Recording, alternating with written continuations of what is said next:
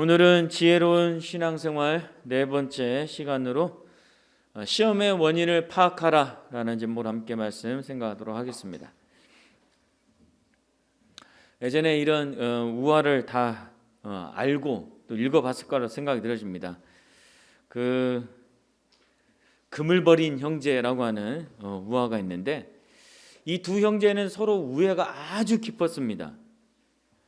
근데 이 두 형제는 이제 이렇게 시골에 살았기 때문에 살림은 그렇게 넉넉하지가 않았어요. 그래도 콩 한 쪽이라도 서로 나눠 이렇게 먹을 만큼 사이가 아주 좋았습니다. 자, 그러던 어느 화창한 봄날에 이 형제가 외갓집에 가게 되어졌어요. 고개를 막 넘어서 이제 잠깐 쉬려고 하니까 그 언덕 위에 반짝반짝 뭔가 빛나는 것이 보였어요. 형님, 저것이 무엇일까요? 그래서 가까이 가서 딱 보니까 금 두 덩이가 있는 거예요. 금 두 덩이가. 그래가지고 이 형제가 좋아하면서 사이좋게 금을 한 덩이씩 나눠 갖기로 했습니다. 이제 조금 후에 이제 그 강을 건너기 위해서 배를 타게 되어졌는데, 자, 이 배를 타고 건너면서 이상하게도 배가 흔들리듯이 이 두 형제의 마음도 흔들리기 시작했어요. 아이고, 이 길을 나 혼자 갔더라면 둘 다 내 것인데 괜히 형님한테 한 덩이 빼앗겠네. 내가 먼저 발견했는데 말이야. 이 동생이 이렇게 생각했어요. 또 형은 어떻게 생각했냐면, 저 녀석이 지가 발견했다고 더 큰 거 가진 거 아니야? 작은 거 나 준 거 아니야? 내 눈에 먼저 띄었으면 얼마나 좋았을까? 자, 이런 마음이 생기면서 이제 서로가 미워지기 시작했습니다. 그래서 배가 이제 거의 한 가운데에 이르게 되었을 때 갑자기 동생이 에잇 하고 금을 버리면서 이렇게 말했어요. 이 요사스러운 골칫거리 그냥 버려야겠다 하고 버리는 거예요. 이게 형이 놀라면서 아니 왜 금을 왜 버리냐 이렇게 물었습니다. 제가 평소에 형을 따르고 존경을 했는데 이놈이 생기고 나서부터는 별 생각이 다 들어서 아주 위험한 물건이라고 생각이 들어서 버렸습니다. 이렇게 말을 했어요. 그러니까 형도 네 말이 맞다. 실은 나도 그랬다. 이놈은 마음의 병을 주는 놈이야 하면서 형도 금덩어리를 강물에 딱 던져버렸습니다. 자, 이런 일이 있고 나서 이 두 형제는 전보다 더 의족해, 더 사이좋게 지냈다라고 하는 우화가 있습니다. 자, 기억나시죠? 기억이 안 나요? 어느 초등학교를 다니셨나? 이게 6, 7세가 있는 건데, 네. 자, 이 이야기는 우애와 물질 중에 어느 것이 더 중요한가? 우애와 금 중에, 돈 중에 어느 것이 더 중요한가를 생각하게 하는 어린이 우화입니다. 자, 이 형제가 둘 사이에 이 돈독한 관계를 지킬 수 있었던 비결이 무엇입니까? 무엇 때문일까요? 당장 이 금이라고 하는 자기 눈앞에 있는 이익 때문에 생긴 이 욕심을 깨닫자마자 그 욕심을 버렸다는 거잖아요. 욕심을 버릴 줄 아는 용기 덕분에 더 사이좋게 돈독한 관계를 유지할 수가 있었어요. 그러니까 사람을 사람답게 만드는 것은 돈이나 재물이 아니라 사람의 됨됨이 또는 사람의 도리, 양심이라는 것이죠. 자, 비록 이 어린이를 위한 이 우화이지만 좀 오늘날 우리에게 많은 것을 생각하게 한다고 저는 생각이 들어져요. 왜냐하면요, 이미 세상을 오랫동안 살아왔던 우리 이 부모 세대들 또는 청년들, 이런 좀 뭔가 세상을 안다고 하는 사람들에게는 이 우화가 선뜻 받아들이지 않아요. 솔직하게 한번 생각해 봤으면 좋겠어요. 이 우화가 선뜻 받아들이잖아요. 고개가 끄덕끄덕이잖아요. 안 그렇죠? 안 그렇잖아요. 솔직하게 말해보세요. 선뜻 받아들이지가 않아요. 왜 그럴까요? 일단은 금덩어리가 너무 아깝기 때문에 그래요. 금덩어리가 아까운 거예요. 서로 욕심이 생긴 것을 알았으니까 그냥 금은 놔두고 서로 용서를 구하고 그냥 사이좋게 다시 금을 나눠서 가지면 되지, 뭐하러 아깝게 금을 버리냐, 이런 생각이 들어요. 이런 합리적인 생각이 우리 안에 들게 되어지는 거죠. 아니 넉넉하지도 않다면서 금을 왜 버려? 정말 똑같이 나누려면 금을 딱 다 팔아가지고 돈으로 나누면 되잖아. 돈으로 정확하게 나누면 되잖아. 왜 그 지혜롭게 생각하지 못하고 그 아까운 금을, 그 축복처럼 다가온 금을 왜 버리느냐? 이런 생각들이 우리 안에 자리 잡고 있기 때문이라고 생각이 들어집니다. 여전히 금을 버리는 것은 아깝다는 거죠. 자, 왜 이렇게 생각할까요?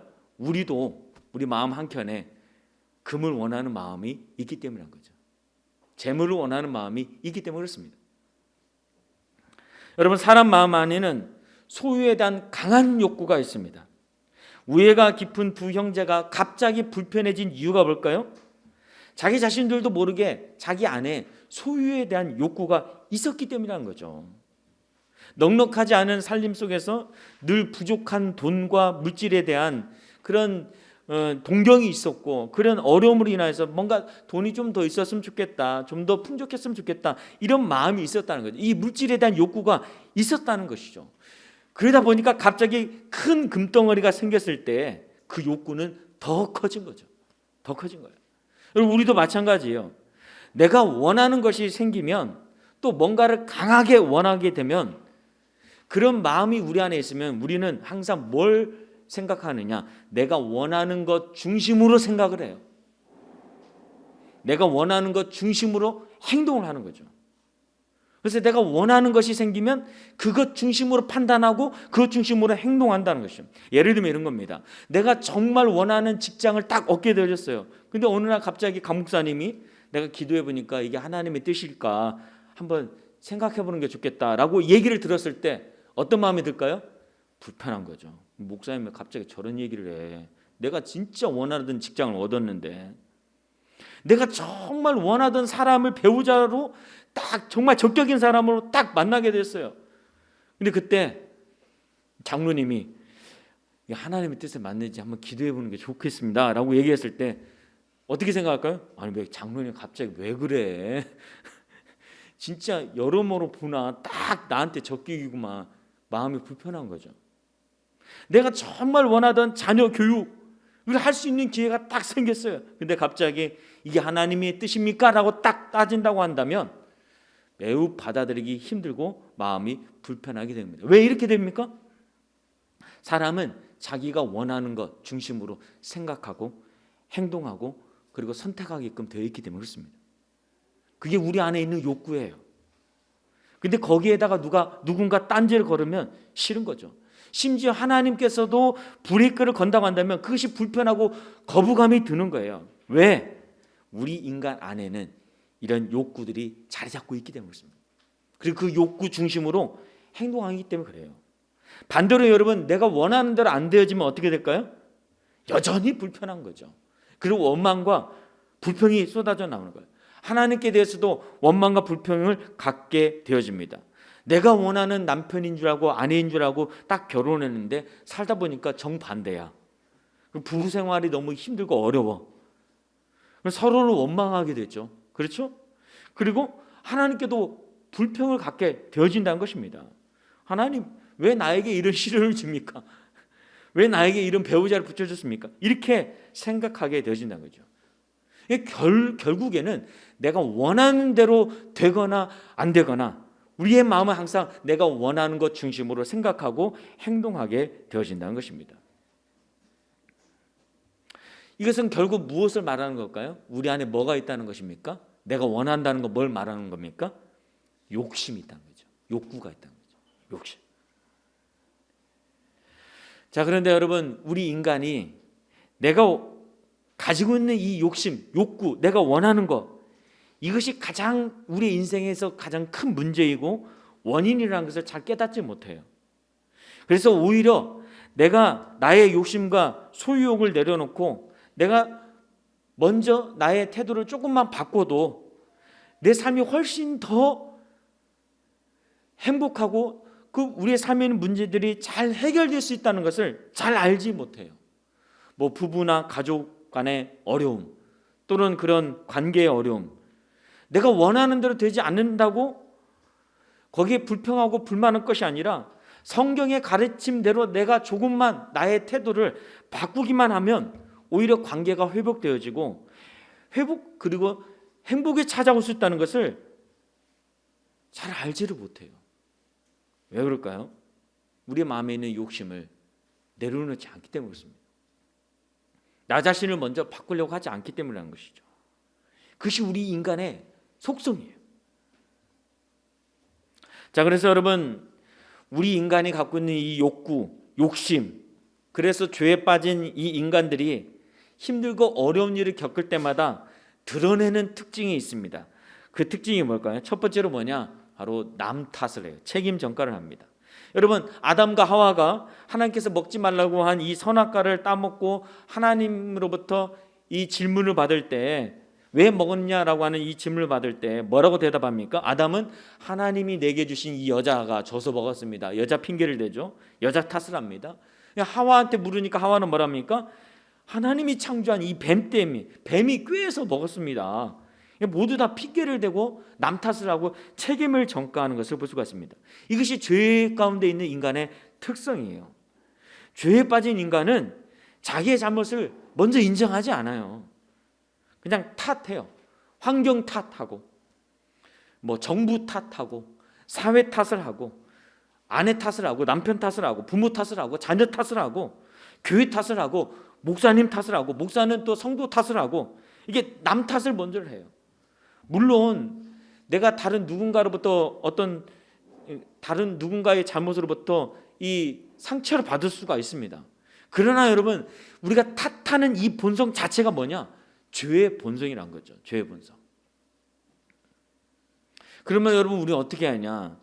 다른 누군가가 무엇을 잘못했나 이것을 보기 전에 지금 나는 누구인가? 이렇게 탓하고 있는 나는 누구인가? 내 안에는 어떤 욕심이 있는가? 나는 어떤 죄인인가를 먼저 생각해야 한다는 거예요. 남 탓하지 말고 책임 전가하지 말고. 두 번째로, 욕심과 죄에 빠진 인간이 힘들고 어려울 때 어떤 반응을 보이느냐? 바로 하나님을 오해하고 원망을 합니다. 하나님을 오해하고 원망합니다. 자, 오늘 말씀 13절 한번 같이 다시 읽어보겠습니다. 시작. 사람이 시험을 받을 때 내가 하나님께 시험을 받는다 하지 말지니 하나님은 악에게 시험을 받지도 아니하시고 친히 아무도 시험하지 아니하시느니라 했습니다. 우리는 힘들고 어려울 때마다 내가 시험 받고 있어, 시험 당하고 있어 이렇게 생각합니다. 그러면서 하나님 왜 나에게 이런 시련을 주십니까? 왜 이 시험을 주십니까? 하나님께 따지고 원망할 때가 많아요. 의문을 품을 때가 많아요. 그러나 오늘 말씀 가운데 뭐라고 얘기하고 있습니까? 하나님은 절대로 우리를 시험하지 않으신다라고 얘기하고 있습니다. 자, 여기서 말하는 시험이 뭘까? 이 시험은 원어로 보면 두 가지 뜻을 갖고 있어요. 두 가지. 첫 번째는 뭐냐? 시련이에요. 테스트. 시련이나 테스트예요. 그래서 우리가 지난번에 살펴봤던 2절과 3절에 나오는 이 시련, 그리고 12절에 나오는 이 시련, 여기에 나온 이 시험에 관련된 시련과 테스트 것들이 다 테스트예요. 테스트. 영어 성경으로 보면 다 테스트로 되어 있어요. 그래서 삶의 여러 가지 어려움이나 핍박 등과 같은 이런 시련이 올 때 하나님은 이것을 통해서 우리의 믿음을 연단시키고 우리의 믿음을 또한 이게 테스트하면서 더욱 성장시켜서 조금도 부족함이 없는 성숙하고 온전한 사람으로 만들어 가셔요. 그래서 우리의 삶에 찾아오는 이 시련을 통해서 우리를 훈련시키는 거죠. 믿음의 테스트를 하시는 거예요. 그 한 예로 바로 아브라함이 받은 시험이라고 볼 수가 있겠습니다. 하나님은 아브라함을 믿음의 조상으로 세우기 위해서 마지막으로 무엇을 테스트했습니까? 자기 아들 이삭을 아끼지 않고 하나님께 드릴 수 있을 정도의 믿음을 갖고 있는가, 그리고 하나님이 원래 그 언약하셨던 대로 이루어 가시는가, 그것을 정말 믿고 그냥 하나님 말씀만 대로 순종하는가, 그 믿음의 테스트를 했잖아요. 테스트였어요. 여기서 나오는 이 시험을 바로 이런 시련이에요. 테스트예요. 그러나 여러분, 이 시련을 잘 인내하고 이겨내면 우리에게 어떤 일이 일어납니까? 자, 12절 한번 같이 읽어볼까요? 시작. 시험을 참는 자는 복이 있나니 이는 시련을 견디어낸 자가 주께서 자기를 사랑하는 자들에게 약속하신 생명의 멸류관을 얻을 것이기 때문이라 했습니다. 이 시련과 테스트를 참고 잘 인내하면, 믿음으로 이겨내면 하나님의 놀라운 사랑을 받음과 동시에 생명의 면류관을 얻게 되어집니다.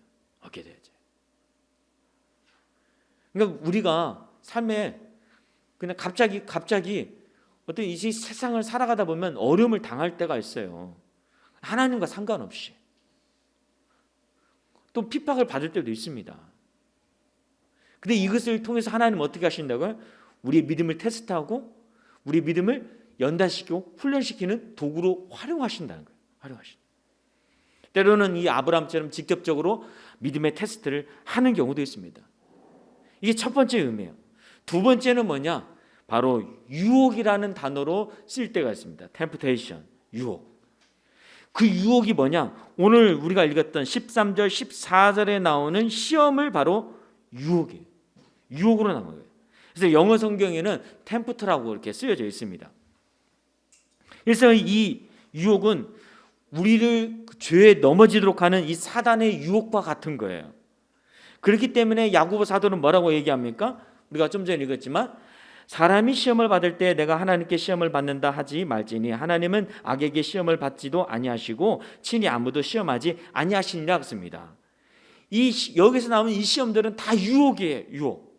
그래서 유혹으로 바꿔 말하면 이런 말입니다. 사람이 유혹을 받을 때 내가 하나님께 유혹을 받는다 하지 말지니 하나님은 악에게 유혹을 받지도 아니하시고 친히 아무도 유혹하지 아니하시느니라.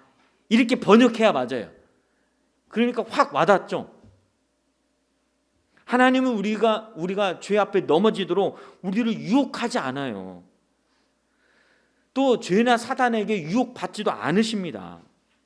그러므로 내가 어떤 유혹에 넘어져서 힘들고 어려운 고통 가운데 있을 경우에 하나님 나를 왜 시험하십니까? 이렇게 반응하면 안 된다는 거죠. 이렇게 오해해서는 안 된다는 것입니다. 그런데도 우리는 내가 뭘 잘못했는가? 내가 어떤 유혹에 빠져서 이렇게 어려운가를 생각하지 않고 힘들고 어려우면 상처만 받으면 하나님이 나를 시험한다 생각하고 원망하고 하나님께 책임 전가할 때가 너무 많다는 거죠. 하나님은 절대로 우리를 유혹하지 않습니다. 그러면 여러분 무엇이 우리를 유혹하고 우리를 그래서 그 유혹으로 인해서 시험에 빠지게끔 할까요? 무엇이 그럴까요? 자, 오늘 14절에 나와 있죠. 14절 한번 같이 읽어보겠습니다. 시작. 오직 각 사람이 시험을 받는 것은 자기 욕심에 끌려 미혹 때문이 있습니다. 오직 각 사람이 유혹에 빠져서 시험을 받고 어려움을 당하는 것은 자기 욕심에 끌려서 미혹됐기 때문이라고 얘기하고 있습니다. 이 유혹에 빠져서 그런 거죠. 여러분 왜 유혹에 빠집니까? 자기 욕심에 끌려 미혹됐기 때문인 거죠. 여기에 이 미혹되다라는 말은 원뜻은 뭐냐? 미끼로 꿰다, 미끼로 잡다는 거죠. 낚시꾼이 낚시 바늘에 미끼를 꿰어서 물고기를 잡는 이 모습을 묘사한 거예요. 처음에 물고기는 어떻게 합니까? 낚시 바늘에 이 미끼가 있으면 처음에 덥석 무나요? 물론 덥석 무는 아주 무식한 물고기도 있지만 톡톡 건드려 보죠. 그렇죠? 그래서 이것을 먹을까 말까 그러잖아요. 그래서 낚시꾼들은 알잖아요. 저게 문 건지 톡톡 건드리는지 찌만 딱 보면 알잖아요. 그러다가 에라 모르겠다 먹어야겠다고 딱 덥석 무는 순간에 어떻게 됩니까? 탁 낚아채여서 낚싯바늘에 꿰어져서 이제 어디로 갑니까? 낚시꾼 뱃속으로 들어가게 되죠. 처음에는 조심스러워하기도 하고 망설이기도 하고 주의하는 태도를 해요. 그런데 여러분 한번 미끼를 문 순간에 어떻게 됩니까? 그 조심스러움과 망설임의 단계는 더 이상 오지 않아요. 그냥 끝인 거예요. 이 순간부터 시험에 든 거예요. 유혹에 빠진 거예요. 미끼를 문 순간 미혹되고 유혹에 넘어진 것입니다. 근데 여러분 이렇게 되어지는 원인이 무엇입니까? 하나님 때문이라고? 아니요. 내 안에 욕심 때문이에요. 내 안에 있는 강한 욕구 때문이었습니다. 바꿔 말하면 하나님 중심으로 생각하지 않고 내가 원하는 것, 내가 추구하는 것, 그 욕심, 나 중심으로 생각하기 때문에 미혹되어지고 미끼에 꿰어지는 것이죠. 근데 여러분 여기서 이렇게 끝나지가 않습니다. 문제는 내 욕심의 미끼와 덫에 미혹되면 그래서 넘어지기 시작하면 더 심각한 단계로 나가게 돼요. 그게 15절에 나와 있습니다. 15절 읽겠습니다. 시작. 욕심이 잉태한즉 죄를 낳고 죄가 장성한즉 사망을 낳느니라 했습니다. 욕심이 잉태를 했대요. 자, 왜 잉태라는 단어를 썼을까요? 엄마가 뱃속에 아기를 한번 잉태하게 되면 어떻게 됩니까? 10달을 다 채워서 낳게 되죠. 그렇죠? 10달을 다 채워서 한번 잉태하게 되어지면, 마찬가지로 우리가 욕심에 미혹되어서 그 욕심을 끌어안게 되어지면 그 욕심은 가만히 있지 않습니다. 엄마가 태아를 이렇게 품듯이 죄라고 하는 태아를 이 욕심이 계속 품어요. 그래서 결국은 어떻게 합니까? 죄의 열매를 딱 출산하게 되는 거죠. 죄의 열매를 딱 출산하게 돼요. 그 다음으로 그 죄는 어떻게 됩니까? 계속 성장을 해서 그 욕심을 품은 자를 사망에 이르도록 끌고 가는 거예요. 여러분, 최근에 이 코로나19 바이러스 때문에 이 방역하는데 상당히 많은 노력을 하고 있지만 이 변이 바이러스 때문에 더 이 방역 전선에 정말 힘들고 어려운 일이 지금 계속 일어나고 있잖아요. 인도의 경우는 어떻습니까? 하루 확진자가 40만 명이 넘어가요. 이 인도에서 발견된 이 변이 바이러스는 2중 3중이에요. 이게 처음에 일어났던 바이러스보다도 훨씬 더 전파력이 강하고 훨씬 더 치명력이 센 거예요. 심지어 일부 백신은 그 효과를 완전히 무력화시킵니다. 10분의 1도 안 되게끔 떨어뜨리더라고요. 그래서 요즘 드는 생각은 정말 이 코로나19로부터 우리가 자유함을 받을 수 있을까? 참 이런 의문이 들 정도인데, 여러분, 코로나19 바이러스가 한번 침투하면 그 숙주가 죽을 때까지 악 영향을 끼치잖아요. 심지어는 계속 변이를 거듭하면서 치명력을 높이고 끝까지 살아남아서 숙주는 죽이고 또 다른 사람에게 이게 퍼져나가려고 막 변이를 일으키잖아요. 여러분, 욕심 바이러스가 그렇습니다. 죄의 바이러스가 이래요. 우리가 욕심이라고 하는 이 유혹에 넘어져서 그 욕심이 우리 안에 침투해서 그리고 우리를 장악해서 죄라고 하는 이 변이 바이러스를 퍼뜨리기 시작하면은 그 죄는 우리가 사망할 때까지 끝까지 역사하는 거죠. 자, 그럼 여러분, 우리가 어떻게 해야 할까요? 여러분, 어떻게 해야 우리를 유혹하고 시험에 빠뜨리게 하는 이 욕심을, 내 안에 있는 이 욕심을 잠재우고 이 죄로 인한 이 사망에 끝까지 나아가는 이 불행을 우리가 어떻게 해야 막을 수가 있을까요? 어떻게 해야 할까요? 첫 번째는 바로 나의 이 욕심보다 더 중요한 가치를 깨닫는 것입니다. 나의 욕심보다 더 중요한 가치를 깨닫는 거죠. 오늘 16절에 보면은 내 사랑하는 형제들아 속지 말라 그랬습니다. 사랑하는 성도 여러분, 속지 마십시오. 세상 사람들이 막 추구하는 돈, 명예, 성공 또는 학력, 건강, 이런 것들이 우리 인생의 최고의 가치가 아니에요. 물론 우리 인생에서 중요한 역할을 감당하죠. 그러나 그것이 최고의 가치가 아니란 거죠. 이것이 최고 가치인 줄 알고 여기에 욕심을 부리다 보면 망한 사람이 한두 사람이 아닙니다. 돈을 횡령하고 학력을 위조하고 불법 거래를 하고 투기를 하고 비리를 저지르고 때로는 도박을 일삼고 심지어 보험금 때문에 가족까지 죽이는 일까지 이렇게 일어나는 일들이 다 왜 이런 일이 일어나겠습니까? 다 욕심 때문에 그런 거잖아요. 욕심 때문에. 그 욕심이 죄와 사망을 낳는 거죠.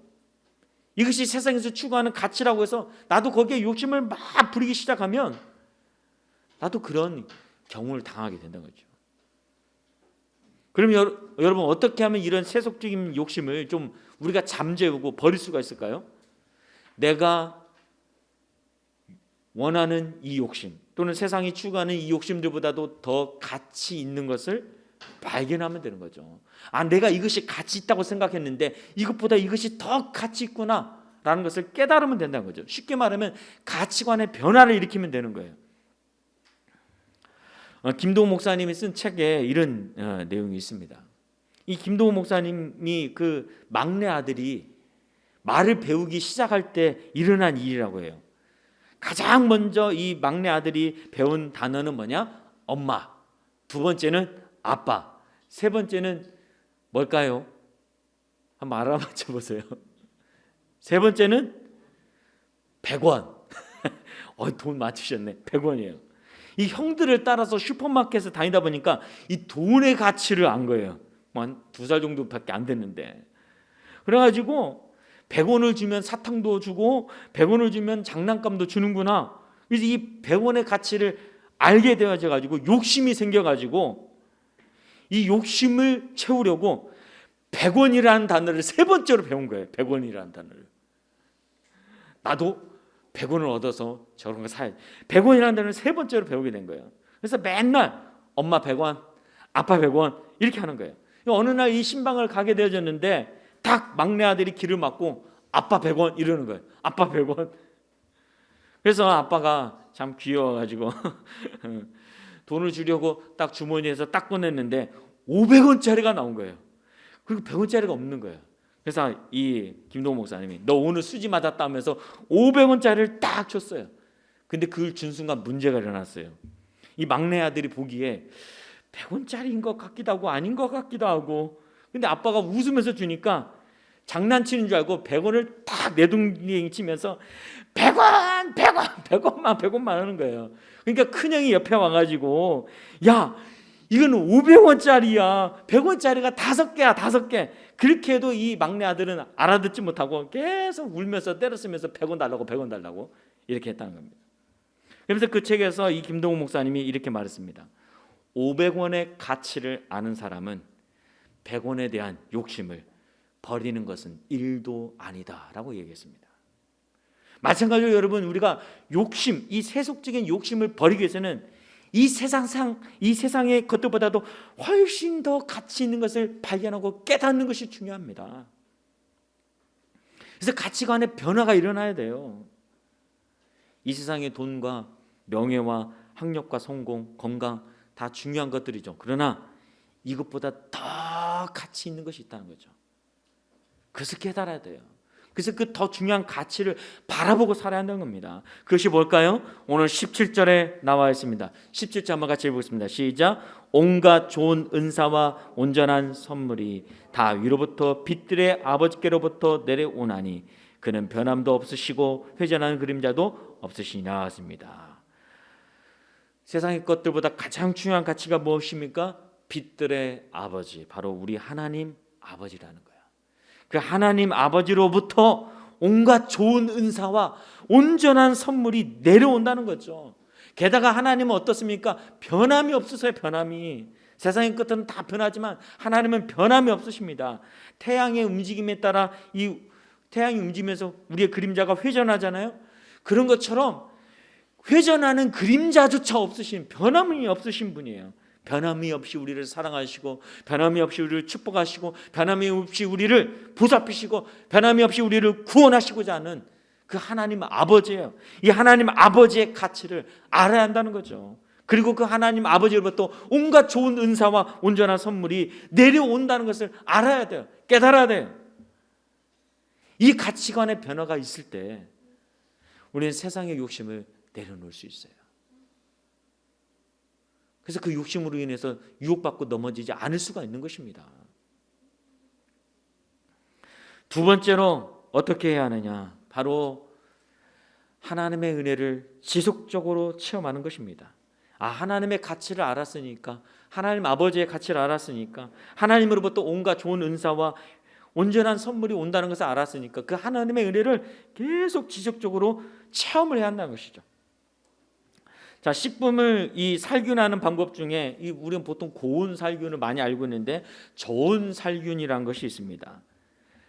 왜 고온으로 살균하지 저온으로 살균할까? 이 고열로 가열을 하면 대부분의 이 균들은 죽는데 아무리 그 열을 가열을 해도 죽지 않는 것이 있어요. 뭐냐면 두꺼운 이 세포막을 형성해서 그 안에 숨어있는 이 포자라고 하는 생식세포는 죽지가 않는 거예요. 열을 가열해도 안 죽어요. 그래서 어떻게 하느냐? 이 포자가 이 세포막을 뚫고 나와서 번식하기 좋은 아주 좋은 상온의 상태로 방치를 합니다. 하루 정도 방치를 해요. 그러면 이제 포자균이 본능적으로 내가 번식해야지 하고 막을 뚫고 탁 나와요. 그때 열을 탁 가하는 거예요. 그래서 이것을 계속 몇 번 반복해요. 그럼 어떻게 하겠습니까? 이 포자 안에 숨어 있는 이 균들이 이제 계속 이제 번식하려고 나왔다가 죽고 이렇게 해서 모든 균을 살균하는 방법이 바로 이 저온 살균입니다. 우리의 욕심도 마찬가지예요. 우리의 욕심은 내가 욕심이 없는 줄 아는데 환경만 조성되면, 여건만 조성되면 다시 욕심이 탁 나올 때가 많습니다. 그게 우리 인간의 죄된 모습이에요. 그래서 어떻게 해야 합니까? 계속적으로 살균을 해야죠. 살균. 뭘로 살균을 해야 할까요? 하나님의 은혜로 살균을 해야 돼요.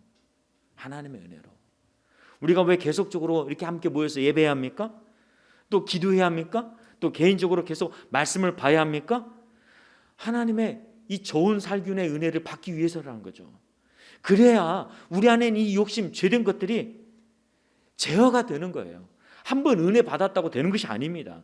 지속적으로 은혜를 체험하는 거예요. 그래서 오늘 말씀 18절 말씀 보면 이렇게 되어 있죠. 같이 읽어보겠습니다. 시작. 그가 그 피조물 중에 우리로 한 첫 열매가 되게 하시려고 자기의 뜻을 따라 진리의 말씀으로 우리를 낳으셨느니라 했습니다. 우리가 죄를 잉태하는 것이 아니라 진정한 생명으로 태어나려고 한다면 어떻게 합니까? 진리의 말씀이 필요하다는 거죠. 하나님은 진리의 말씀으로 우리를 낳으신다는 거예요. 우리를 잉태하신다는 거예요. 그러므로 우리 안에 욕심과 죄를 제거하고 하나님의 말씀으로 잉태된 하나님의 자녀가 되기 위해서, 참된 자녀가 되기 위해서 우리는 계속적으로 하나님을 만나야 돼요. 그래서 지속적으로 하나님의 은혜를 체험해야 돼요. 예배로, 기도로, 특별히 우리의 개인적인 삶 속에서 계속적으로 말씀으로 은혜를 체험해야 돼요. 말씀으로 나 자신을 조명하고 내 안에 있는 이 욕심, 죄된 것들을 말씀으로 자꾸 살균을 해야 하는 거죠. 살균. 그냥 어느 날 막 갑자기 어느 집회 가지고 갑자기 고온 살균 팍 받는다고 내 안에 있는 욕구가 다 죽지 않습니다. 다 경험해봤지만 집에 와서 조금 있어 보면 또 막 딱 나오죠. 우리 청소년들 특히 그렇죠. 청년들 다 경험해봤죠. 수련회 가서는 막 눈물 콧물 흘리면서 막 했다가 집에 왔는데 야, 너 그래도 수련회 갔다 왔으면 은혜 받았다 오면 네 건 네가 빨아야지. 그럼 그때 팍 올라오죠. 그런 경우들이 너무 많아요. 계속적으로 좋은 살균해야 될 말씀으로.